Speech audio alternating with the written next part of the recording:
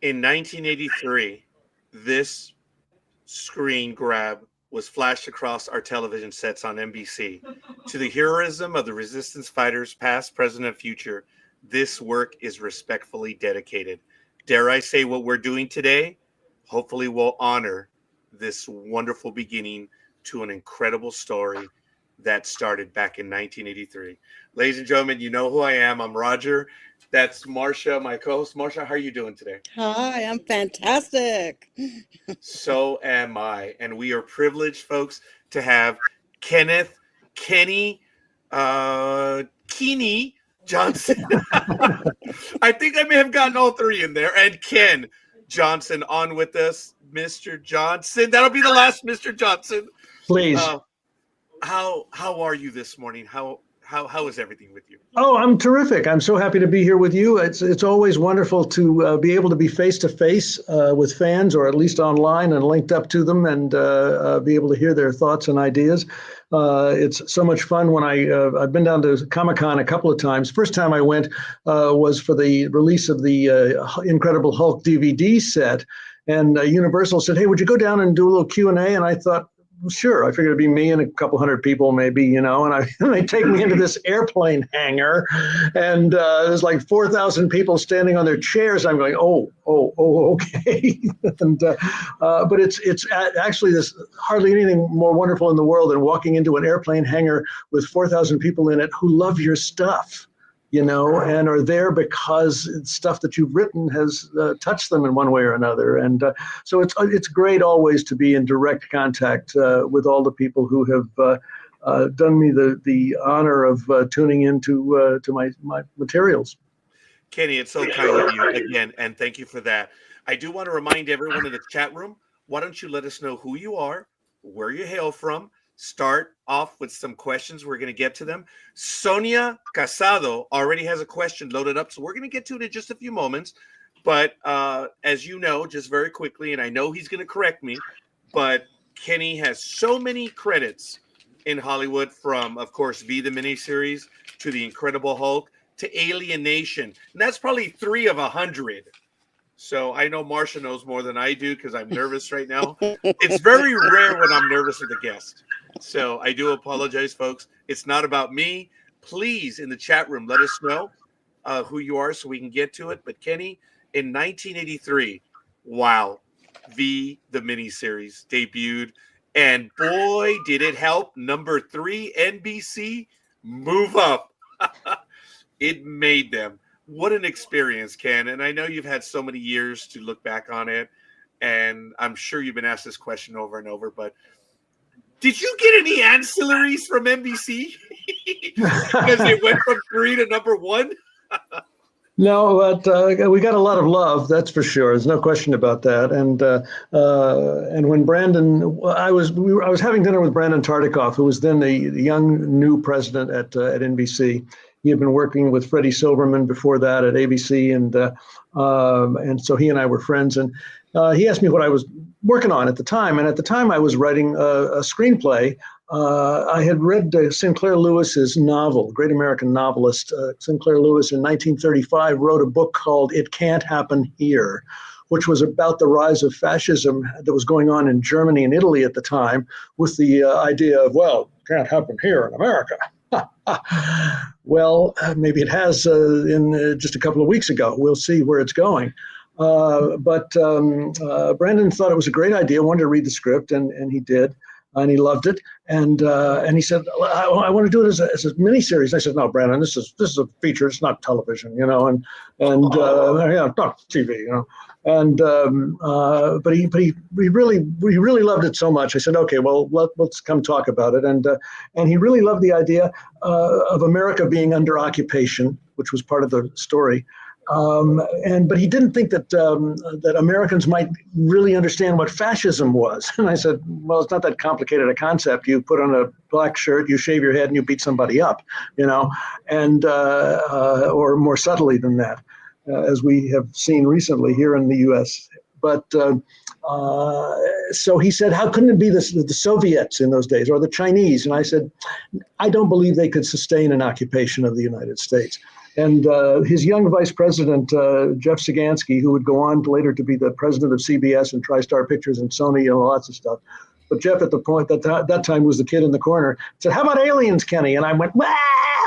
because I had, having done the Bionic Woman and the $6 Million Man and then the Incredible Hulk, the pigeonhole that Hollywood thinks about you in begins to shrink and get smaller and smaller. And so I didn't want to really do any more sci-fi, but I went home that night. First of all, in the office, I said, "Brandon, no, I don't want to go that way." And they said, "Well, just think about it." And I went home that night and I was thinking about it, and I thought, that's really a brilliant idea that Jeff had, because I can tell the story that I want to tell, which was about power and about how everyday people react to power, But I could still tell my same story, but I'd have all the eye candy of little spaceships and stuff flying around, And this was made by a fan for me, and so I would be able to get to a larger audience, but yet still tell the same story that I wanted to tell. So once I came back and pitched that approach, they all said yes, and they said, "Go do it quickly, because we're in the toilet with our ratings." And you were right, what you said, Roger.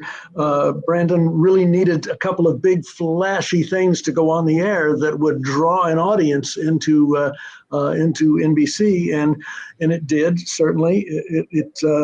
We had a 40 share, the number one show in the country. A 40 share makes us, to this day, the highest rated work of science fiction in the history of television. A lot of shows like Star Trek and so many others went on and on and on, but the highest rated work of sci-fi was, and still is, V, and really makes me proud. That is a mic drop moment right there.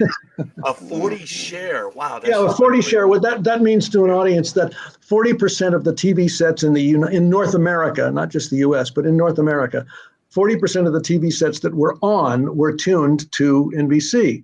And that equates to a viewership of about 80-90 million people. And that was just in the US. In 1984, of course, it was released overseas, and we were up against the 1984 Olympics, okay? Well, we beat the Olympics 2-1 in the ratings around the world. And so it was really a rewarding experience to be able to get the story out there and have people get excited about the concept. What an incredible world. JD from Long Island, New York is saying hi.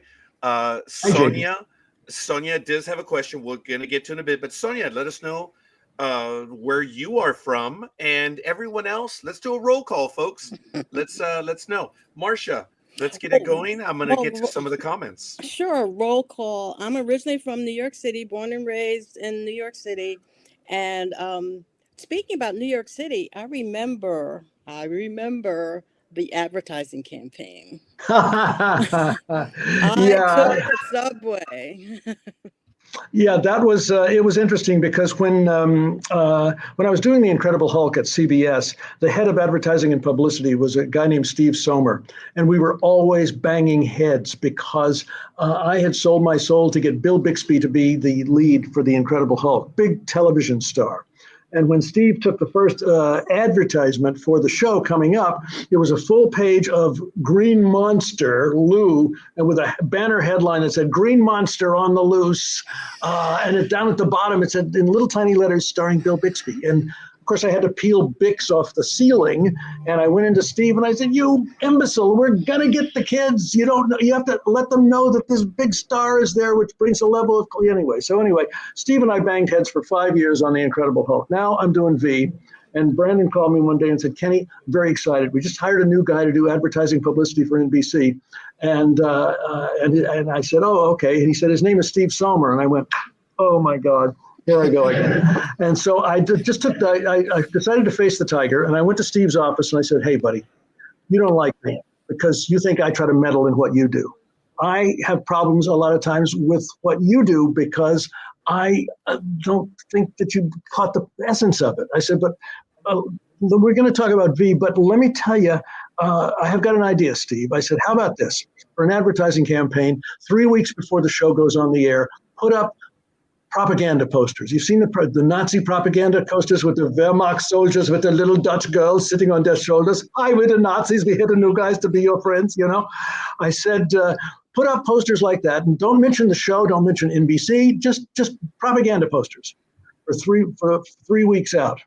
And then the second week, just send a bunch of kids out with spray cans and deface your own poster with a big red V, which is what the resistance used to do in Europe during World War II, parts of the Nazi posters. And I said, and then just on the last week, put a little thing in the corner that says the battle begins on NBC May 1st, right? And Steve came out of his chair. He said, "Oh my God, that's great!"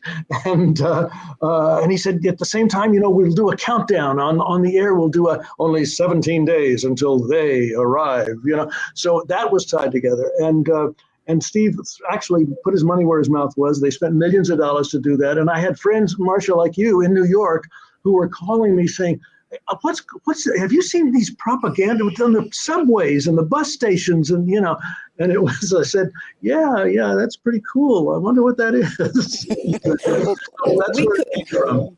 We couldn't stop talking about it beforehand. Everybody, the buzz was just rising from the street. And so on May 1st, we were all gathered around the TV and were absolutely enthralled and stunned.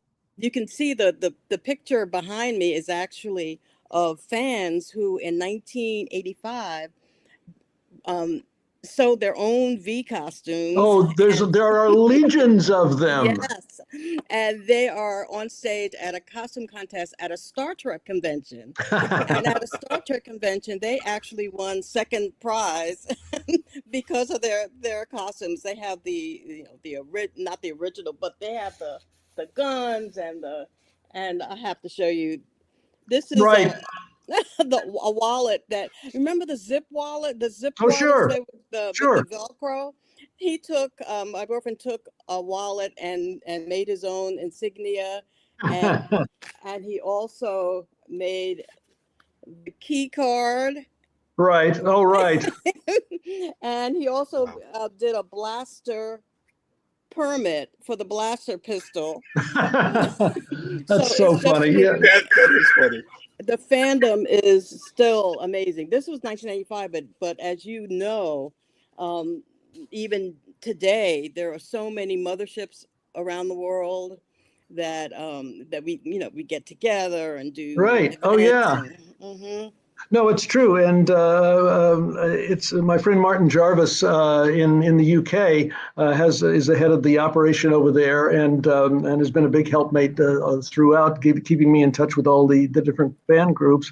And I think on my website there is a link to a parade in Madrid during Carnival in about 2018 or 19, where there's like 75 of them marching in the street with these floats.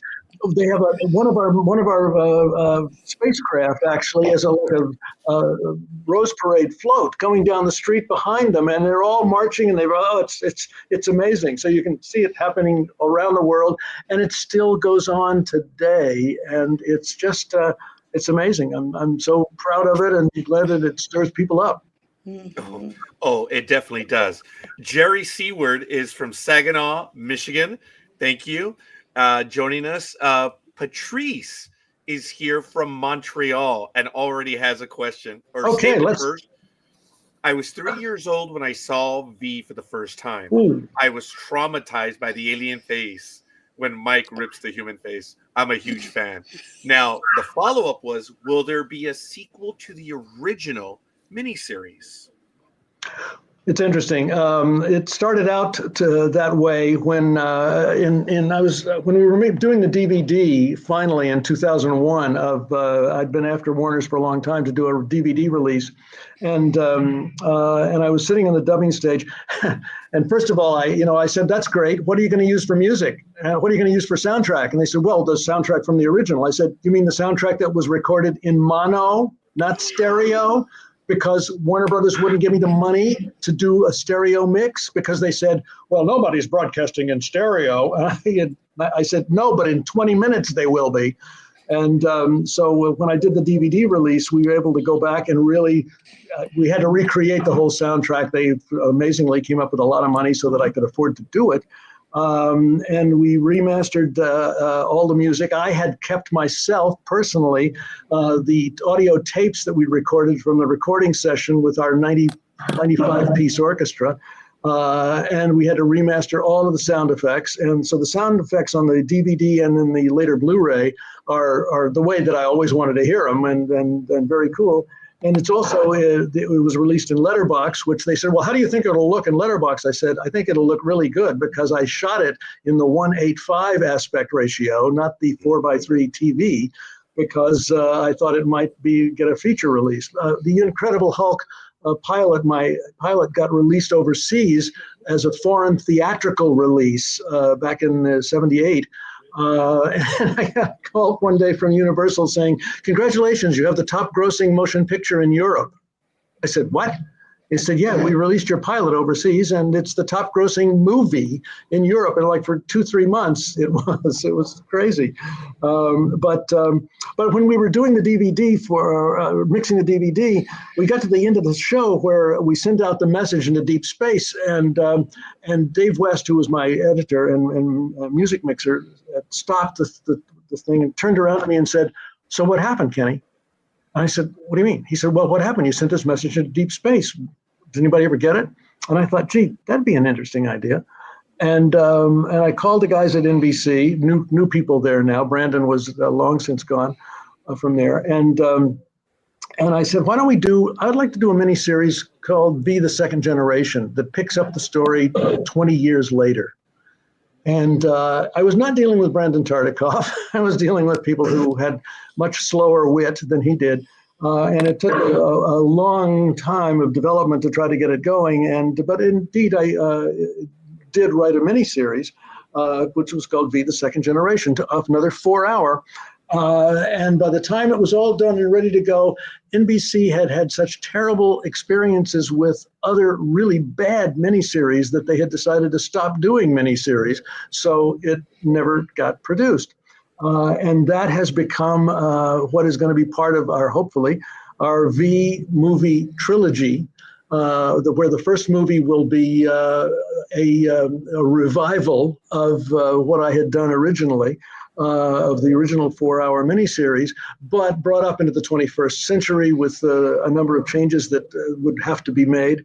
But at the same time, it's still true to what I did originally. Even a lot of the dialogue and scenes are the same. Because when something's not broke, I don't like to try to go in and fix it, And so it will be a faithful revival of what I did originally. At the same time, when you're doing a revival, usually you just sort of stick to what was written. If you're doing a revival of South Pacific or The Sound of Music or something, But here I'm able to go in and really burnish it and make it better than it was before, as we said on The $6 Million Man. And the 2 sequel movies in the trilogy will be based on what I wrote after we didn't get the miniseries off the ground. I wrote the novel of V, the Second Generation, which got some really lovely reviews, I'm pleased to say. And it's out of print now. Oh, here's a little scoop for you. It is out of print. It's very hard to find except on eBay or some of the secondary places. But I realized that I have a whole stash of the books, of those books, in our library here in my office. And so I'm going to make some of them available to fans who are interested, would like to get an autographed copy. So we'll watch for that on eBay. I'll be announcing it or either on eBay or on Amazon in the near future. So you can have your own, and I'll even put your name on it for you. And the profits will be going to Doctors Without Borders, Amnesty International, which are 2 of the places that I really support. So it'll give everybody a chance to go back in. And if you haven't read it, it's a pretty good book. So that's one scoop, but I have another one that I have to tell you about later on. Okay. Excellent. I want to go to Mr. Pugster. Still got my email from Kenny back in 2003 when he kindly replied to my email. Super kind and thoughtful chap. Thank you for that, Mr. Pugster. Jerry continued on and said, hello, Kenneth. I've Hello. been rewatching V, given how relevant it still is. Do you feel people have forgotten history because as a society, we're repeating the same mistakes? And I have a follow-up to that. Well, Carlos Santana, I think actually it may be on my Facebook right now. After the election we just finished, I put on my Facebook page Carlos Santana's quote about how those who cannot remember the past are condemned to repeat it. And here we are. And the word fascist certainly came up a lot in our recent election situation, and it was very disturbing to see the way the country is going. And for the first time, you can really begin to see how it happened in Germany. You know how as a matter of fact, even in the miniseries, at one point when Mike Donovan he's on the ship, has sneaked into the mothership. And he's walking with Martin, who is a sympathizer, of course, for the resistance. And he's heard about the leader's plans.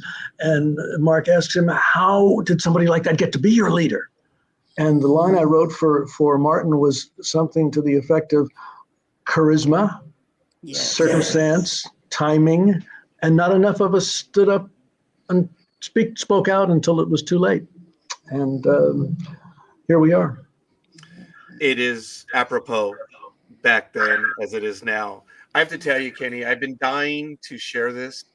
I did it when we did the review of the series, but it's rare when I'm brought to tears. I cried when the Enterprise was blown up by Kirk. Okay, I was 15 years old, and in the scene in the original miniseries when the Maxwells are being hidden in the boathouse, and the whole thing, Kenny, and I'm getting emotional. I apologize. I know it's a TV show, it's a miniseries, but when he uses the line at the very end with his son, and he says, "If we don't do this, we haven't learned a thing." We haven't learned a thing. Yeah, and it's true, and it was very true. And and a lot of the stories that are in the original V were true stories that I had pieced together. Faye Grant's character was based on a real woman named Andrée de Jong, who was a young woman, a nurse in Belgium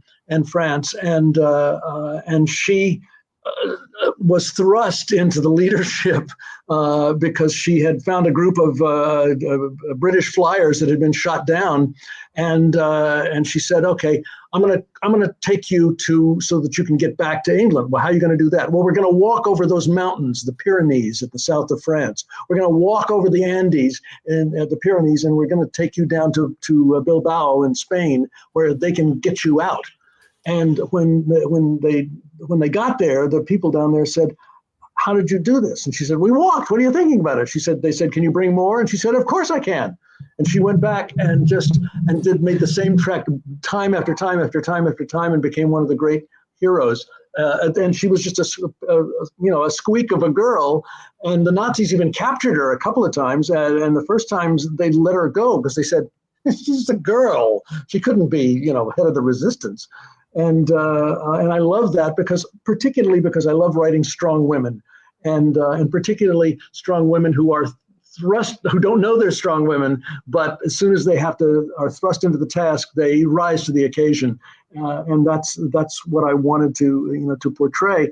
So there were so many stories in V that came directly from the resistance, and of course I needed a scapegoated community like the Jews were in World War II, and I realized that the scientists would be the ideal group to be that. So that parallel was going on. But in fashioning V, now the revival, looking toward the movies, I've realized it's too late to use a Holocaust survivor.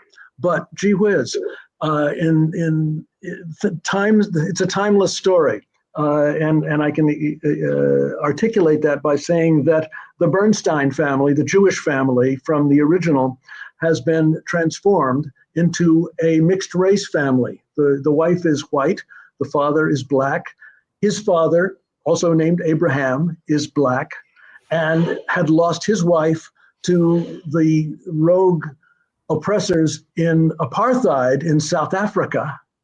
And the story is exactly the same. And yet here it is, moved up 2-3 generations, and still as realistic as today as it would have been. And their son, of course, is a mixed race child. But the idea that I could tie it back to the apartheid years, the same way that I was tying the original back to the Holocaust and the nightmares in Europe during World War II, gives it the same historic basis. And I've always sort of felt that V really underneath is Spartacus and the revolt of the slaves. It's about any oppressed group fighting back against the oppressors, including the American Revolution and whatever may be forthcoming, in America now. But let's have some more questions from your friends. Yeah. Oh, I apologize. Sorry for the feedback. Folks, come on, fire off the questions in the chat room, and we'll get to them. Marcia, did you have anything real quick? Because I also want, you know what? Let me go over the questions. Sonia asked that one, which I think you did answer this one, right? When will the V-Series trilogy be in theaters? Okay, we're working on getting it made. I have meetings actually tomorrow about it. We have been endeavoring to do it. When it originally came to light that I still owned the motion picture rights, this was a few years ago. Suddenly I had a lot of new best friends. This happens in Hollywood, and all of the studios wanted to buy it for embarrassingly obscene amounts of money, just for the rights. And I would produce, and probably they'd let me write. But for director, they said they were thinking sort of maybe Michael Bay or somebody like that done a few big movies. And I said, no, I don't want to let go of that. I had seen people try to remake The Bionic Woman and to try to remake The Incredible Hulk as the first 2 movies that Universal did, which were just disastrous, both artistically and in the box office. And I didn't want to have that happen to V, so I said no. And in Hollywood, of course, when you say no, they come back immediately and they said, "Okay, we understand. How much money do you really want?" And I said, "You guys don't get it. It's not about the money. I never got in this business to make money. I got into this business because I wanted to be a storyteller, and I didn't want to see it get bollocksed." And so I turned all the major studios down, and we begun looking for independent equity financing, which we're still doing, which is not so hard to do when you're doing a movie that's like $15-18 million. But, V, the movie, the revival, will be a $60 million movie. And that becomes a tighter pigeonhole that you have to get through. But we're in the process of working at it, and believe me, as soon as we can get it together, it will really be an epic saga that I think everybody is going to enjoy. And we're still struggling with it. And believe me, as soon as I know when it's going to be in theaters, you'll be the first to know. Everyone needs to go to kennethjohnson.us. That's the website, so you can stay up on all the news. And who knows, maybe we may be able to have him back when he has additional breaking news. But we do have follow-up questions. Marcia, do you have any questions right now? Marcia, you're muted. I wanted to kind of tag off of what you were talking about as far as the historical use of V and what V meant to families at the time.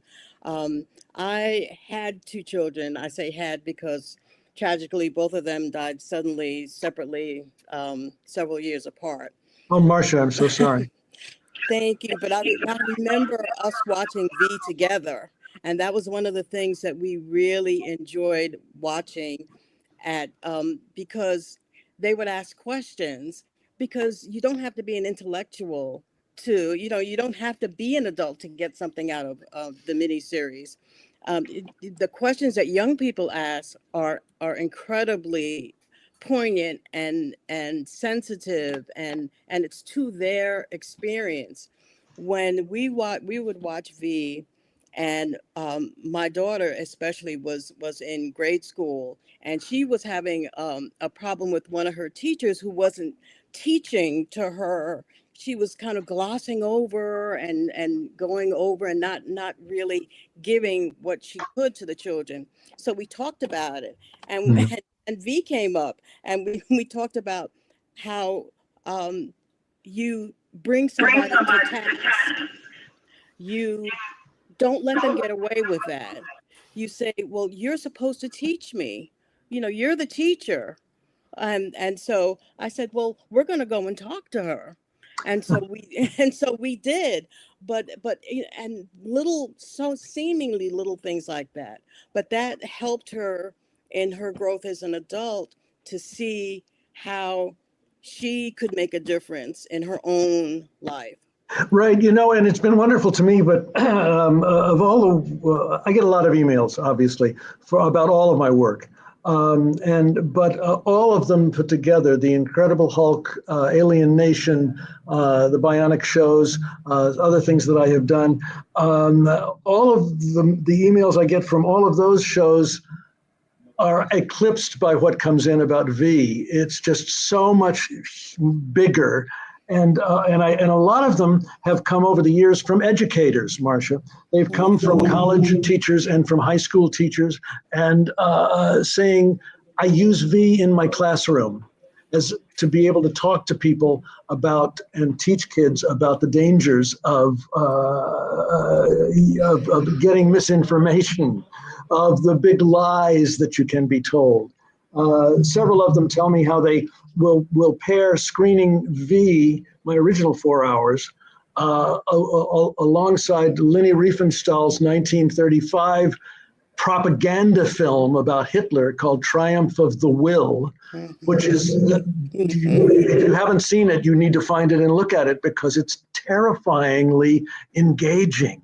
You go to you look at the Triumph of the Will and you begin to think, wow, Hitler was a pretty cool guy, really. It's like, I mean, honest to God, and I was raised in a very anti-Semitic, bigoted household, and I would hear these racial slurs all the time about every race and every color and every creed that wasn't just white middle class, And so for some reason, I don't know how, but I'm grateful it didn't stick. It just didn't ever feel right to me. And as I grew older, I realized I needed to try to chip away at that intolerance and as much as I possibly could, and hold it up for people to see and say, look at this. You've got to think about this. It's important to know what's going on. And I mean, in the news this morning, there are people marching through Columbus, Ohio with swastikas and Nazi flags. And, it's like, what? Well, it is happening again now, and it has never gone away. And we have to be awake to it, Marcia, like you say. And it's great that you went back to the teachers and said, wait a minute, it's not critical race theory or any of that nonsense. It's the history. It's the truth. And why do you want to shy away from it? Just so that kids today who have not experienced it, who are not part of a minority, we don't want them to feel bad about what, oh, come on, this is history. You've got to see, you don't learn from it. I mean, it was just 2 days ago, there was a picture of Rosa Parks coming up again, walking to high school in 1963 in the middle of the civil rights movement, that little black girl walking in alone amid state troopers so that she can get into the classroom where nobody would sit in the classroom except her and the teacher. And they're important stories, and history has always been really an important subject to me because of the lessons that it teaches if you are willing to listen. Otherwise, as you said, Marcia, we won't have learned a thing. And it's true. It's true. Mm-hmm. Let me ask you quickly about your commentary. We just went through. I watched the whole commentary again. The V with the commentary. Glutton for punishment. Your commentary is absolutely fantastic, and I wanted to ask you, how did you do that? you didn't do it all in one take, I imagine. Yeah, actually we did. But what we did was, well, no, we'd stop and go because I'd get tongue tied and I'd say, let me say that again. I can do that better. And if we weren't live, I would be telling you the same thing that here, let me answer that question again because I really got too verbose. But no, it was actually the one for my commentary for V was the very first commentary that I'd done. And I looked at a lot of others and I saw a lot of them were really terrible because you'd be watching a movie and you'd hear the director saying, well, now she's walking from the right side to the left side. I said, yeah, duh. But tell me what was going on. How is she feeling? What was going on that day? Why were you? And so I just wanted to make it as detailed as I could, as I did here in some of the others. I remember listening to Ronnie Howard's commentary on Apollo 13, and it was exactly what I was looking to do, which was to assume you've seen the movie already. And now I'm going to tell you what was going on and what was hard to get and what was difficult and what was painful to shoot and how grievous it was when 3 weeks into filming, one of our leading ladies was murdered, and we had to recast because of the untimely death of Dominique Dunn, who had been in Poltergeist, which is where I had seen her, and asked to have her be with us and V, and it was a nightmarish kind of situation. But I figured if anybody's going to bother to listen, I want to, tell them as much as I possibly can. And there's a new DVD out now, actually a new Blu-ray release of my Short Circuit 2, which Sony had put it out a few years ago, but nobody bothered to call me and say, we want to do a commentary? Because I've done commentaries, obviously, on The Incredible Hulk and The Bionic Woman and all the other stuff. And finally, I had a chance to do Short Circuit, and because there were so many great stories about working with a robot, and who was such a wonderful, wonderful, living, breathing character because of the puppeteers that were just magic workers.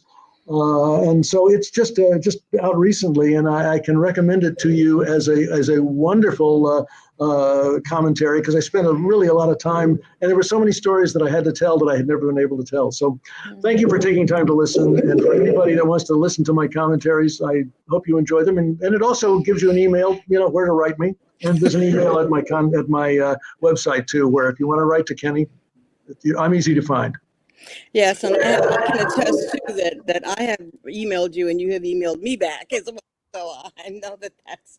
I write back. I really, really try to write back to everybody that takes the time to write me, and certainly a lot of the same questions come up over and over again. And I do have a couple of macros that I can punch in to say, okay, But I always, at the same time, try to respond personally to whatever personal, specific questions people have had, and it's great because it puts me so in touch with the audience. It's a rare thing.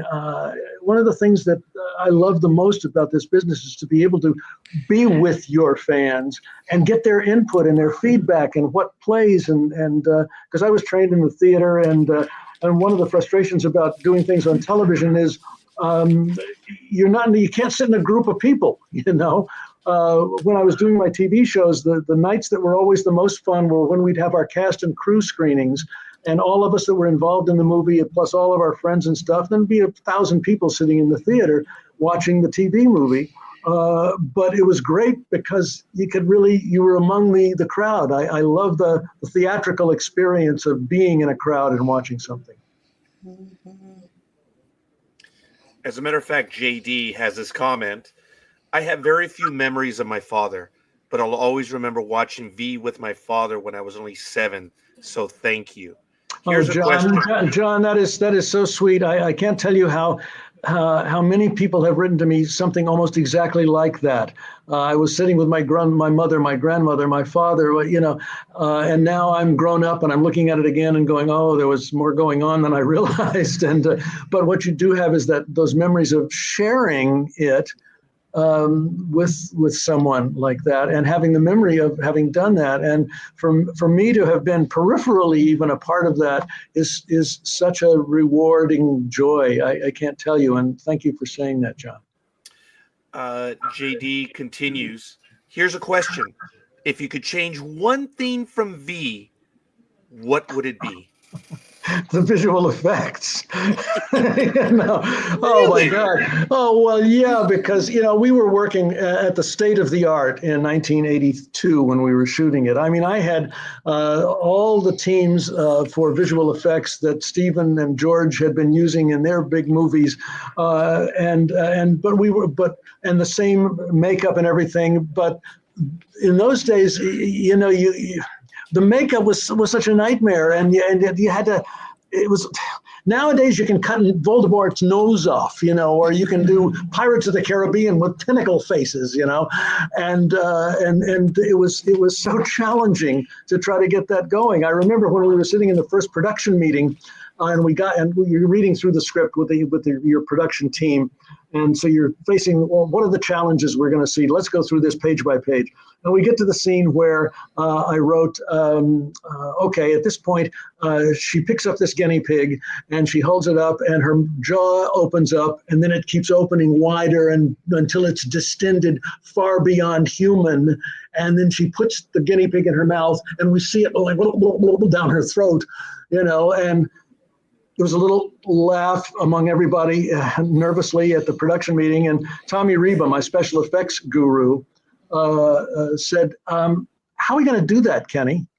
And I said, beats the hell out of me, Tommy. I just write this stuff, I said, do you get together with Werner Kepler, who was our award-winning makeup artist, and see what you guys can come up with.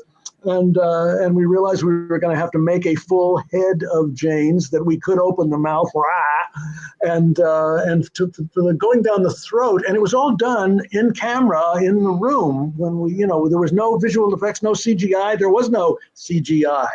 There were no C's in those days, and it's true. So they brought Jane in on the set, okay, and she looked like Jane. And they handed me a little thing that looked like a piccolo. It had little three holes to press. And they said, okay, press the first one and watch what happens to Jane. So I put this, and they got it inside. They had a prosthetic on her neck that I couldn't even see. And when you push this, there was an air bladder right here that filled up. And then there was a second one and a third one. So by holding playing my piccolo, I could make it look like it was going down. And Jane we rehearsed on the stage that day, trying to do it, her swallowing and me trying to get the timing right. And that's how it was done physically. So that would really happen on the stage in the moment. And nowadays, of course, it's easy. CGI, a guinea pig swallowing, do that, piece of cake. But back then, it was challenging. I understand it was a challenge, but for its time, it held up. And George Lucas once said, special effects without a story is a sad thing. And looking back at the story holds up. Now, I am no one to tell you that, Kenny, but it does. It really does. So I understand that you would want to do it all over again. But look, it is a production of its time that still holds its value. No, listen, it's interesting because we were under such a time crunch to get it done as quickly as possible. I had not one editor, but 4 editors working on it simultaneously. Each of the editors was doing different pieces of the puzzle. Nobody had one whole sequence even. And we were getting, the time was pressing on us, and I was the only one that had seen it all, but I had not seen it all the way through. And so I said, look, guys, let's just tape it together where we are, because Brandon is on my case of when are we going to have this done. I said, just tape it together. We didn't have any of the visual effects. We had done no music or sound effects or even relooped any dialogue that needed to be fixed. And we sat in the screening room 2 up in the front of the Warner Brothers lot. Just me and the 4 editors and the 4 assistants. And we sat there, and bear in mind, no visual effects, no on the screen or anything like that. There'd just be a black slug that said scene missing, or whatever. And we sat there for 3.5 hours watching the whole length of the movie. And when the lights went up, we all were just gobsmacked, my English friends would say. We were stunned, because it was just the actors working, just the story working, and the drama working. and it took your head off, Roger. It was so stunning. We couldn't believe how every performance was spot on, every nuance, every transition, it was really good. And I remember calling Brandon from the screening room and saying, okay, you're going to be really happy. It's really, because I knew that all the rest of the stuff, all of the music and sound effects and special visual effects, particularly, I was just going to be frosting on the cake. We had baked the cake, you know. And I told that to Brandon, and I said, there's only one problem. He said, what's that? And I said, well, you told me that it would be as however long it needed to be. At first, Brandon, when I told him the story, thought it would be 6 hours. I said, I think I can do it in 4. And he said, okay, well, however long it is, that's what it's going to be. I said, okay. So we decided on 4, and that's what we were shooting at. Except it was too long. It was 4 hours and 15 minutes. And Brandon said, well, you can probably trim it down. And I said, Brandon, I'm very good at killing babies in the editing room when I have to, you know. But all of us sitting here cannot see what we could possibly cut out of this that would not hurt the picture. I said, will you come over here and sit and look at it, just you? And he said, yeah, be there tomorrow. And he came over the next day, and we ran it again, because we were 15 minutes over length. With commercials, it would have been 4 hours and 15 minutes. And the lights come up in the screening room. Brandon's sitting there, you know, and I'm going. He said, can we go outside? Oh, sure, let's go outside. And so we went outside, and he's still walking around going, you know. He said, what are you thinking? And he said, I'm thinking that I'm going to have to go to all of the 230 affiliate stations and ask them if they will give me 15 more minutes. Wow. And I said, has anybody ever done that? And he said, I don't think so, but let's try.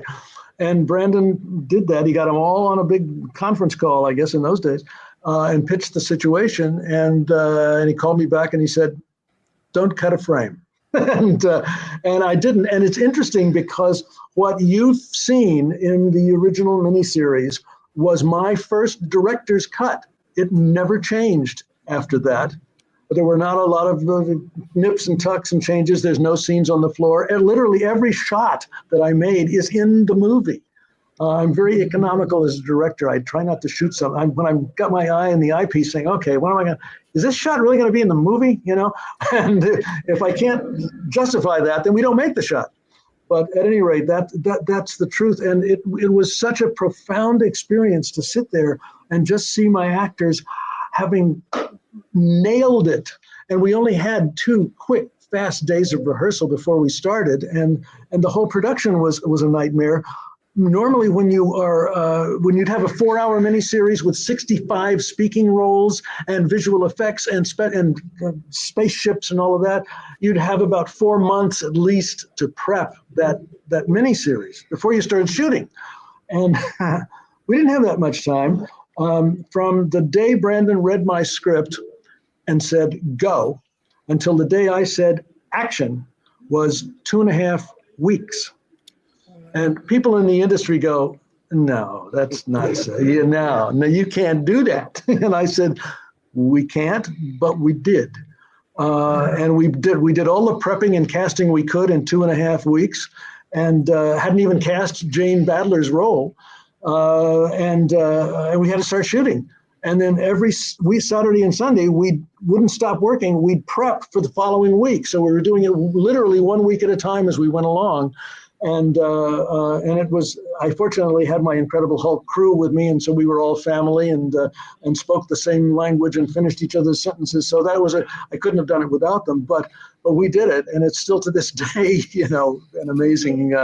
When I look back, I don't know quite how we did that. Wow, that's unreal. 2.5 weeks.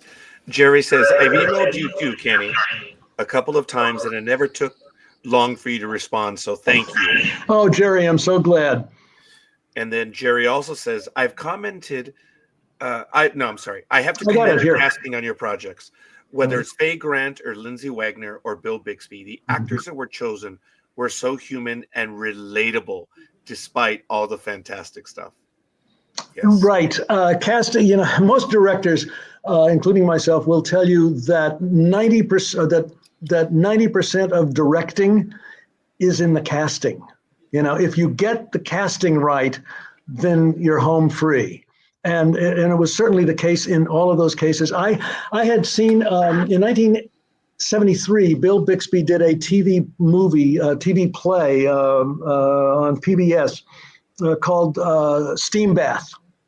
And it was about a group of people that found themselves in a steam bath and suddenly realized there really wasn't an exit. And they couldn't remember how they got there.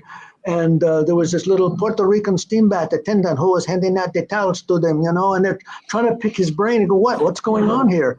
And finally, they come to slowly realize that it's not just a steam bath, they're in purgatory.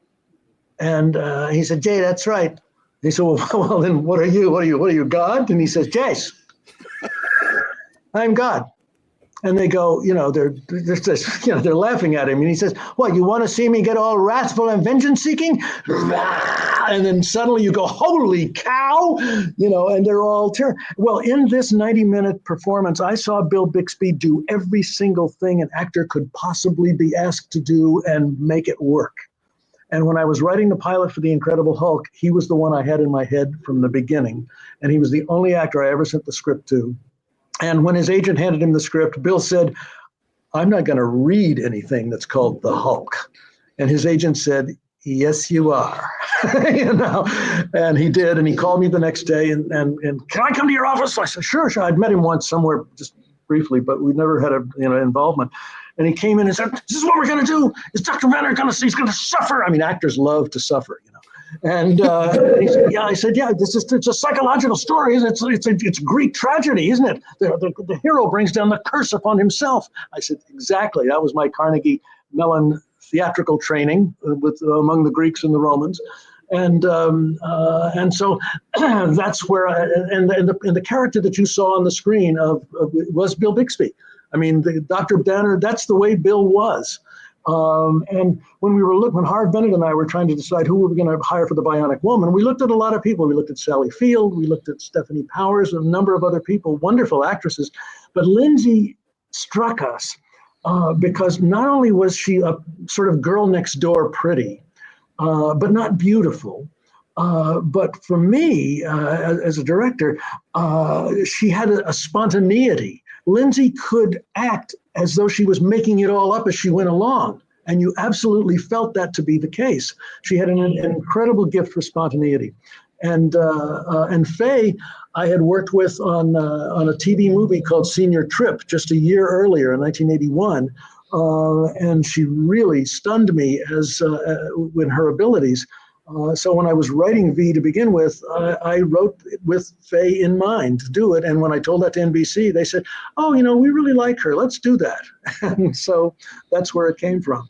And Mark Singer, I had seen do a performance of Petruchio in Taming of the Shrew in San Francisco in, I don't know, way early on. And I remembered him, and we were trying to find a Mike Donovan, and we just couldn't find the right guy. And I thought, wait a minute, who's that guy? And they brought Mark in on Friday before we started filming on Monday.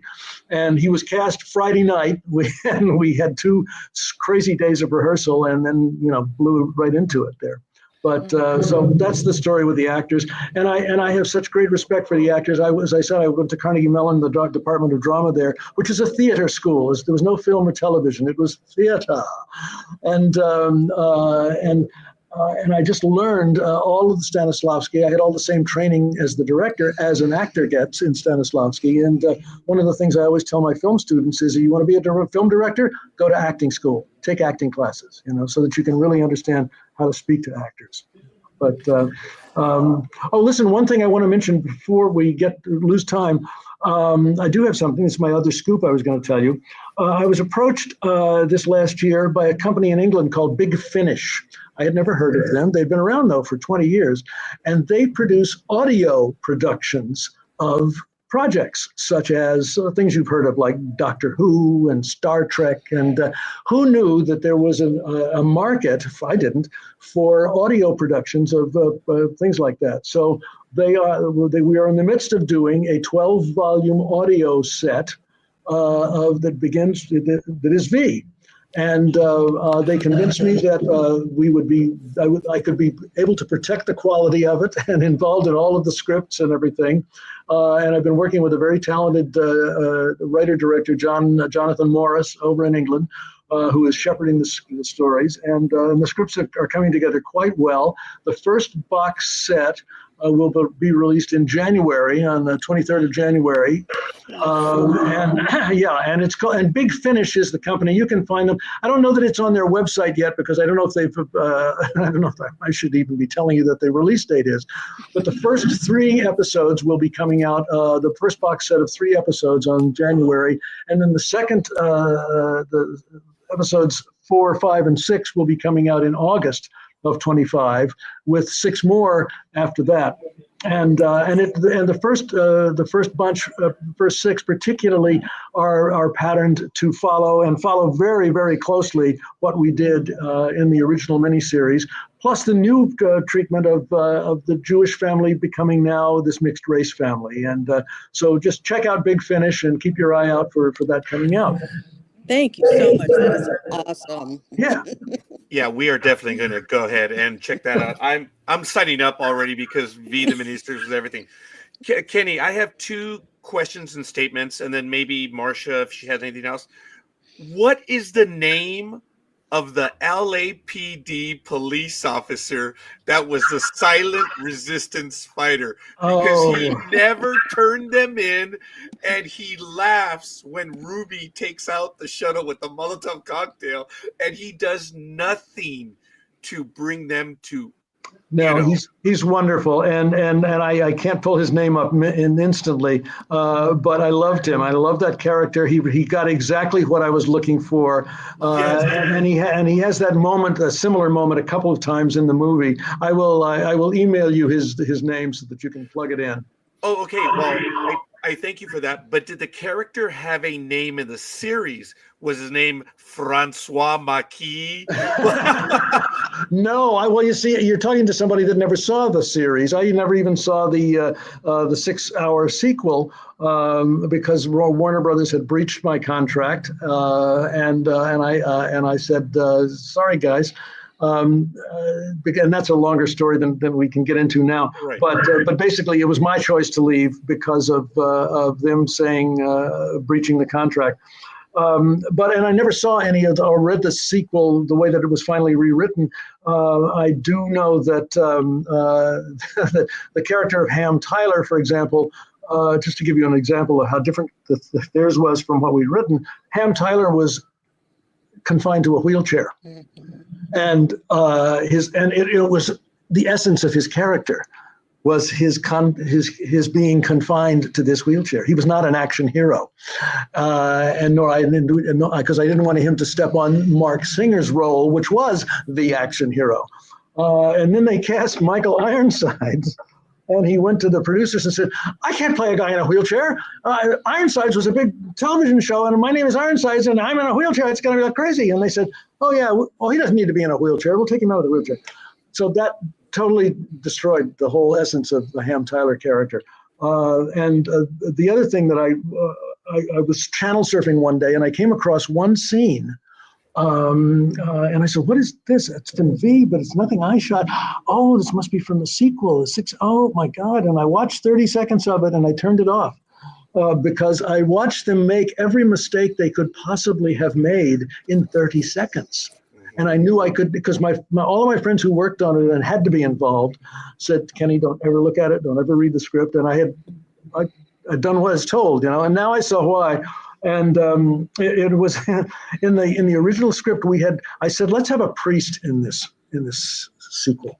And what I wanted was Father Karras out of The Exorcist. I wanted a young, scrappy, sexy priest, a street guy who would become a priest, And he's given Diana this Bible. You just read that. You read that, and then we're going to talk, okay? And he comes back, and later in the later scene, we see Diana, and she's really like we've never seen her before. She is troubled. She is disturbed. Clearly, stuff is eating at her. And he comes in and says, "So did you read the Bible?" did you read it? And she's going, yes, I did. I did. And I don't like it. And she blows his head off. Boom! And it's that fast. And it's that. Okay, so now I turn this scene on, and I see they've gone to central casting and hired an old Irish guy to play the priest. China, and Jane is right up in the foreground, and the priest is back here, and he's going, "Did you read your Bible, darling?" And she's going, "Yes, priest, I read your Bible." And so it's all so telegraphed and awful, that I thought, oh my God. That was the only scene I ever saw, and I spoke to Jane about it, and she said, "Well, that's how they wanted me to do it." And so I said, "I know, it's okay." Yeah, I hear you, and I thank you for that. MDS 114 Scott says, "Will all of V be released on Blu-ray?" That's up to Warner Brothers. I have no control over it. I don't know. I have no idea. I know that the 6-hour sequel was released by Warner Home Video, not Warner Home Video, Warner Archive, released the 6-hour sequel on Blu-ray.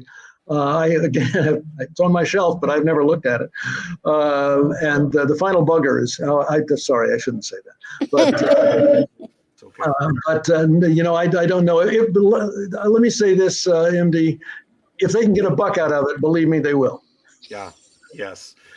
Prior to that, said, "Hi, Michael from the UK. Loved to remember watching it back in 1984 on ITV. I was 13 at the time." He says, "I own all of V on DVD. Shame the series was not 16.9. Yeah. So that's just a comment. So I do appreciate that. Right. Look, we are already at an hour, and we're already going over. Marcia, did you have a quick comment or question? Two little Please. things. One is the rap party. Can you tell us? I've heard a little that there was a rap party for V. Can you just a little story, maybe? Yeah, it was. We were exhausted. Obviously, first off, but it was when you do a show, like any show, you create a family, and you create a family that still many of us are still together to this day. I mean, I still see Mark. I'm still in touch with Jane. I talked to Faye. Faye went on to star on Broadway in Singing in the Rain. It's a quick funny story. She went in to audition for the Debbie Reynolds role, the ingenue, right? And her voice broke when she was singing, and she said, "Oh, I'm sorry." And she started to walk off, and they said, "Wait a minute, would you come back and read for the other role?" The other role being the silent movie star who talked like this, I can't stand him. And that was the role that Faye took, and she stole the show. I was there on opening night on Broadway. And she was was fantastic. So I'm still in touch with with lots of folks and that I have over the years, and so the rap parties are always it's fun to be there, and finally the tension is gone. Jason Bernard, who played the father of Ben and Elias, who was a wonderful actor, but very stormy. He was, we'd do it. He'd do a take, and I'd say, "Jason, can we do it again?" Like, "Well, I did that." Well, I said, "Well, maybe you need to do just a little bit more," And he was grumpy all the way through, but great. I mean, great actor. That scene where he's at the funeral of Ben, and it's still, I use it in my filmmaking class. It's so powerful. But there is somewhere, I think, a video of him grabbing me and dancing with me. He's like, "Hey, I'm sorry I was a jerk sometimes, man, but we had a good movie, and and all like that." And it was that kind of a camaraderie that gets created when you are under the gun, when you have suffered a tragic loss, as we all did with the loss of dear Dominique, and when you've created something that, when we were all in the screening room. I remember when we had the cast and crew screening at the Hitchcock Theater at Universal, and Jeff Sagansky was sitting right behind me, and he kept kicking the back of my chair, kicking it. "Oh, how'd you do that? God, that was so cool! Look at that shot! Oh shit!" He was just really into it, and that kind of friendship that comes together like lightning in a bottle, which is what we really did. That cast was so extraordinary. And Penny Windust, who was playing the mom in the Maxwell Family, she and I became scuba diving buddies after that. So it was relationships like that, and with Michael Durrell also, who's Michael Durrell's real name is Silvestri Stilalo. It was some very, very Italian name, and his agent one time, very early on said, that's not going to fly. How about Michael Durrell? He said, okay. But we had a wonderful time, and as difficult and stressful and as it was when we were filming, we also knew we were onto something that was really strong in terms of its subtext and in terms of its undercurrents and the themes that we were trying to explore. I had the same feeling on Alien Nation, Marcia, when we were doing that. When the show went on the air, I got a wonderful letter from a black doctor in Detroit who said, when I saw this Alien Nation was coming on, he said, really made me angry. He said, why do they want to do another show about stupid aliens? Why don't they do a show about the black experience? And he said, then I saw your show and realized, oh, it was about the black experience. And we'd get the same kind of response from the Hispanic American community, the African, the Asian American community, the LGBTQ community. So many of people who were of a minority that realized it was about them, And that's exactly the story that I wanted to tell. That's what I wanted to chip away at, that intolerance that I heard in my family at the dinner table when I was an only child and had nobody I could really share it with. And I'd hear my parents saying things like, well, it's too bad about the Holocaust. The Hitler didn't have time to finish the job. I mean, things like that just struck me so impactfully when I was a kid, and that I just instinctively knew were not right. And to be able to have the opportunity from all the networks and studios and people like Brandon, who really got it and understood what I was trying to do and the things that I was trying to say, and to give me the opportunity to do that. And now to be able to sit here and feel it coming back through all of the people that we've been talking to on this broadcast, and the people that write me, and so many of them say I was so young when I first saw it, and I was with a family member that reminds me of them, and now when I'm 35, 40, 50 years old, I'm looking at it again and going, oh wow, there was so much more going on than I realized that this was really about. And so I feel really blessed as a writer director to have been able to create stuff that has connected with audiences like that. And I love opportunities like this to be able to thank them to their face and let them know how much I appreciate them. Kenny, you blow us away. I have a personal comment and I have a request, and we're done. My personal comment is, I saw the color of the program. Everyone that was represented in V, from black to brown to yellow to white, everyone was represented. I got that back then, and it was so beautiful.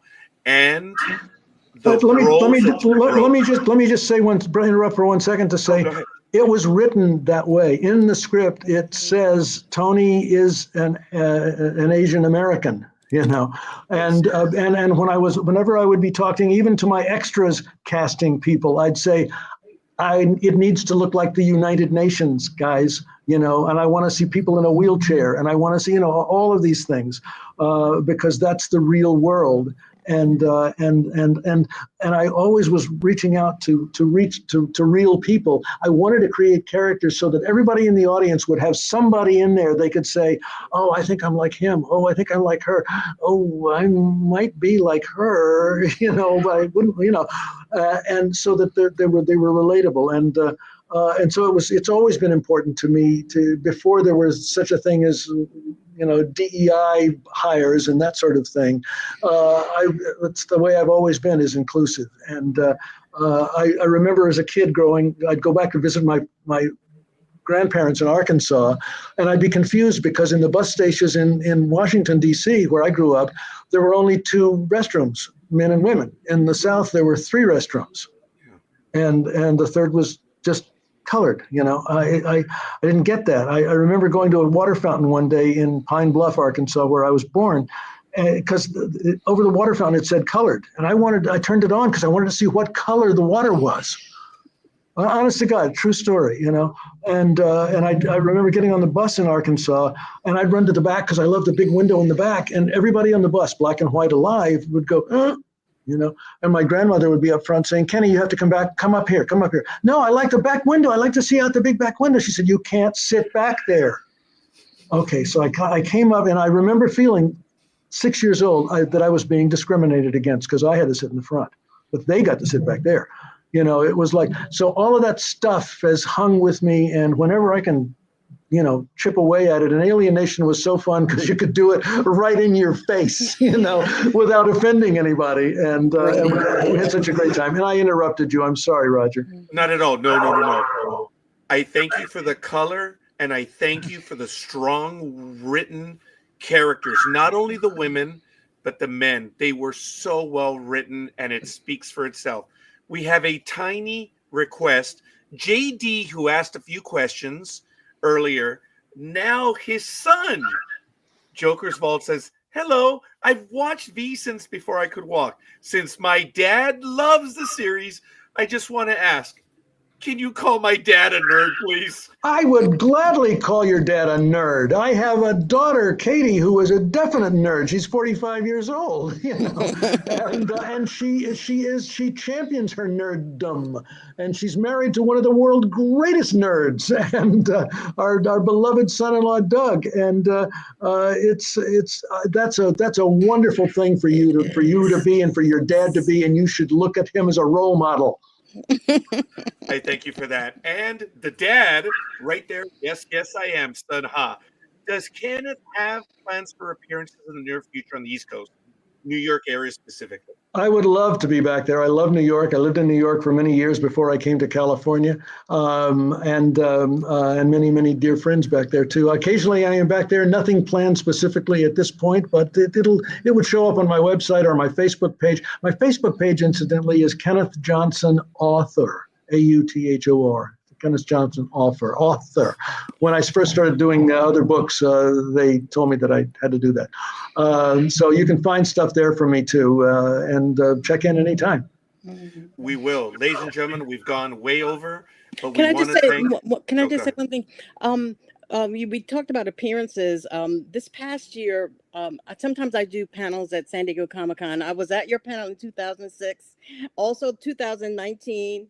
And sometimes I produce panels, and we would love to hopefully have a fan panel with you on it. I don't want to put you on the spot, but I'm going to pitch a panel for San Diego Comic-Con and ask you, hopefully, maybe that you can be with us fans, and just we'll listen to your stories and answer questions and things like that.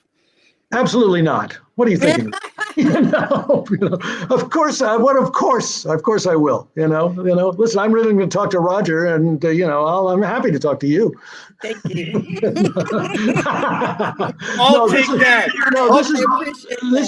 That's really absolutely, Marcia. Just how to get in touch with me and do it, and we'll do it.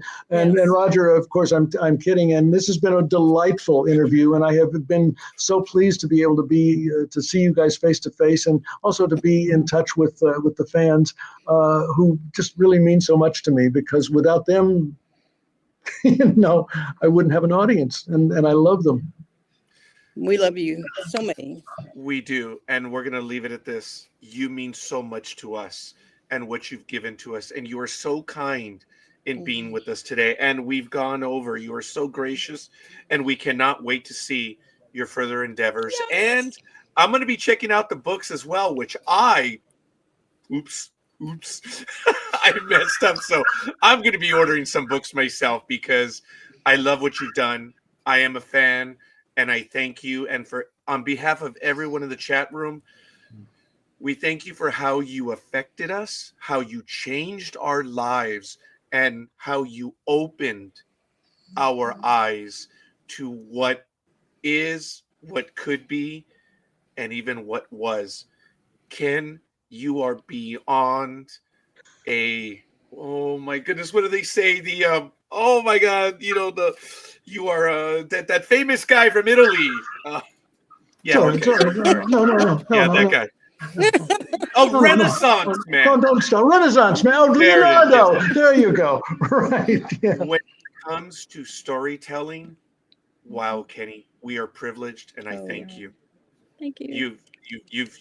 You've entertained, you've caused tears, and you've made heroes by your stories, and I thank you, Kenneth. It's Thank been you. it's a privilege, Thank you and so much. on behalf of everyone, can't wait to see you, can't wait to meet you in person, and if we make Comic-Con, dude, that's gonna sell out. So we look forward to that. So, ladies and gentlemen, we're gonna call it. We're way over, and thank you all for all your comments in the chat room. Hopefully, we got to all of them. Other than that, folks, as it's said once again, we did this in honor of this because he did it then. Would you read your words to us, and we'll end on that? Well, when I was writing it, I realized I didn't want to just start cold, and I wanted to set the tone. And that's why I wrote this little phrase, and it's on the front of every script that goes out about the new versions too. To the heroism of the resistance fighters, past, present, and future, this work is respectfully dedicated.